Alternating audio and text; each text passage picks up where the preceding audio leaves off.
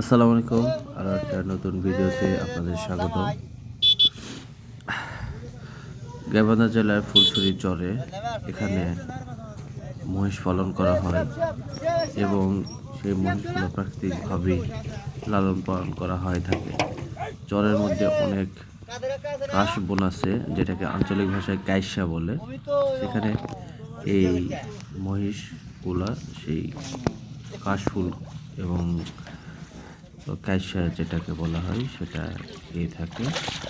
এবং যারা মহিষ লালন পালন করে তারা বস্তায় করে গুঁড়া নিয়ে আসে এবং সেখানে লবণ থাকে, সেগুলা বড় বলে বা আঞ্চলিক ভাষায় গামলা বলে, সেখানে দিয়ে নদীর পানি মিক্সড করে মহিষদের খাওয়ায়, যারা মহিষ আসতেছে সেটা খাওয়ার জন্য। এবং আশ্চর্যজনক একটা বিষয় হলো কি, প্রত্যেকটা মহিষ এখানে এসে এভাবে খেয়ে খেয়ে চলে যাচ্ছে। এখন সন্ধ্যার সময় এই যে বস্তা থেকে এটা লবণ দিচ্ছিল এবং বস্তায় গুঁড়া আছে এবং তারা নদীর পানি খায়। এই যে একটা মহিষের বাচ্চা, এটা বয়স 2 মাস। সামনে দেখা যাচ্ছে অনেকগুলো মহিষ। এই মহিষগুলো দলবদ্ধভাবেই থাকে এবং সেগুলা একজন রাখাল থাকে বা মহিষ লালন দেখে শোনার দায়িত্বে থাকে একজন বা দুইজন। এখানে বেশ কিছু মহিষ আছে যেগুলোর বয়স অনেক বেশি এবং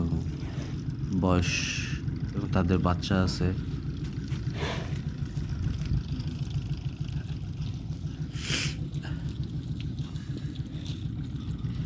এই মহিষের বয়স 5 থেকে 7 বছর হবে।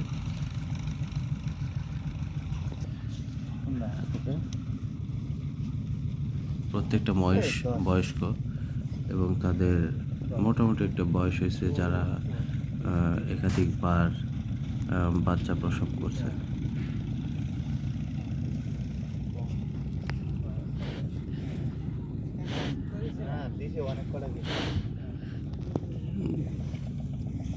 বর্ষার সময় পুরো চর পানিতে ডুবে থাকে এবং কিছু কিছু জায়গায় চর জেগে জায়গা থাকে এবং সেখানেই সেই মহিষগুলো অবস্থান করে এবং এক কথা প্রাকৃতিকভাবেই এই মহিষগুলার বড় হয়।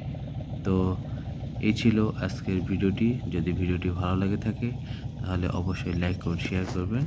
নেক্সট ভিডিওটি দেখার জন্য অবশ্যই চ্যানেলটি সাবস্ক্রাইব